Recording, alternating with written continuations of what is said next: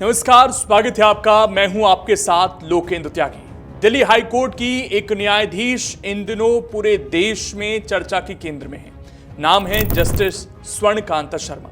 दरअसल दिल्ली शराब नीति मामले में जब पूर्व मुख्यमंत्री अरविंद केजरीवाल ने ये मांग की कि जस्टिस स्वर्ण कांता शर्मा इस केस की सुनवाई से खुद को अलग कर लें, तब अदालत से जो जवाब आया उसने हर किसी का ध्यान खींच लिया। सुनवाई के दौरान जस्टिस स्वर्ण कांता शर्मा ने बेहद स्पष्ट शब्दों में कहा कि कोई भी पक्षकार ये तय नहीं कर सकता कि उसका केस कौन सा जज सुनेगा। अदालत ने यह भी कहा कि केवल आशंका, आरोप या कथित पूर्वाग्रह के आधार पर किसी न्यायाधीश को हटाने की मांग न्यायिक व्यवस्था के लिए खतरनाक मिसाल बन सकती है। जस्टिस शर्मा ने कहा कि मामले से हटना समझदारी नहीं बल्कि ड्यूटी से मुंह मोड़ना होगा, ये सरेंडर करने जैसा होगा। जस्टिस शर्मा ने कहा कि मामले से हटने का रास्ता बहुत आसान होता है, क्योंकि ना तो मुझे कोई कहता, ना मेरी फैमिली को कुछ कहता, लेकिन मैंने अपनी ड्यूटी को सरेंडर करना सीखा ही नहीं है। अगर मैं हट जाती हूं तो यह प्रभाव जाएगा कि किसी भी जज पर प्रेशर डाला जा सकता है।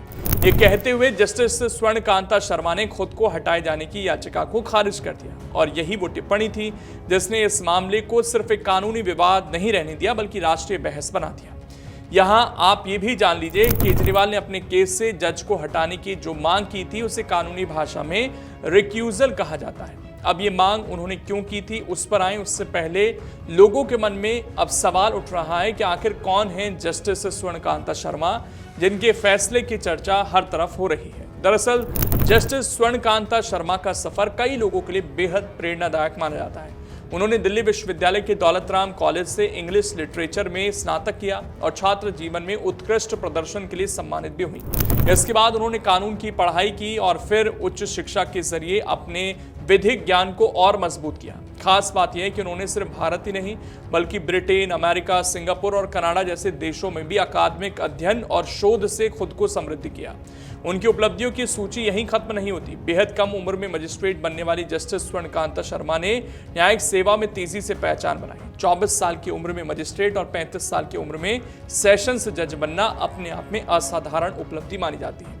3 दशक से ज्यादा लंबे न्यायिक करियर में उन्होंने कई महत्वपूर्ण अदालतों में जिम्मेदारी निभाई। फैमिली कोर्ट, महिला न्यायालय, मोटर दुर्घटना दावा अधिकरण, यौन अपराधों से जुड़े विशेष मामलों की अदालत और कई संवेदनशील न्यायिक मंचों पर उन्होंने काम किया। यही अनुभव आज उनके फैसलों में दिखाई देता है। दिलचस्प बात यह भी है कि जस्टिस स्वर्ण कांता शर्मा केवल कानून की दुनिया तक सीमित नहीं रही, साहित्य और लेखन में भी उनकी गहरी रुचि रही। उन्होंने कई किताबें लिखी हैं और न्यायिक शिक्षा से लेकर सामाजिक मुद्दों तक अपने विचार दर्ज किए। लेकिन मौजूदा मामले ने उन्हें सुर्खियों में एक अलग वजह से ला दिया है। दिल्ली शराब नीति मामले में जब उनके खिलाफ पक्षपात के आरोप लगाए गए तब उन्होंने बेहद कड़ा रुख अपनाया। अदालत ने कहा कि किसी राजनीतिक नेता को बिना ठोस आधार न्यायिक संस्था को नुकसान पहुंचाने की अनुमति नहीं दी जा सकती। उन्होंने ये भी कहा कि किसी न्यायाधीश पर व्यक्तिगत हमला न्यायपालिका पर हमला माना जाएगा।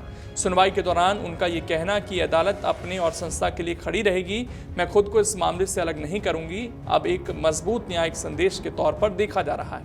अब आपके मन में सवाल भी होगा, आखिर अरविंद केजरीवाल और आम आदमी पार्टी के नेता ये क्यों चाहते थे कि वो इस केस से अलग हो जाएं?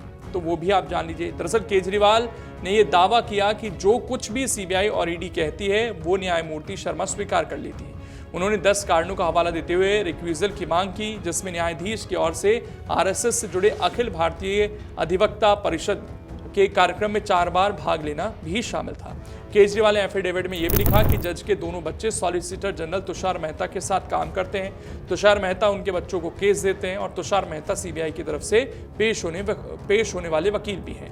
इन्हीं सब को मुद्दा बनाते हुए केजरीवाल ने उन्हें केस से हटने के लिए कहा था, लेकिन ऐसा हुआ नहीं। अब सबकी नजरें इस बात पर हैं आगे इस केस में क्या कुछ फैसला आता है। बाकी इस पर आपकी क्या राय है, कॉमेंट कर जरूर बताएं। अगर आप ये वीडियो YouTube पर देख रहे हैं तो हमारे चैनल को सब्सक्राइब कर बेल आइकन दबाएं और Facebook पर देख रहे हैं तो हमारे पेज को लाइक करें।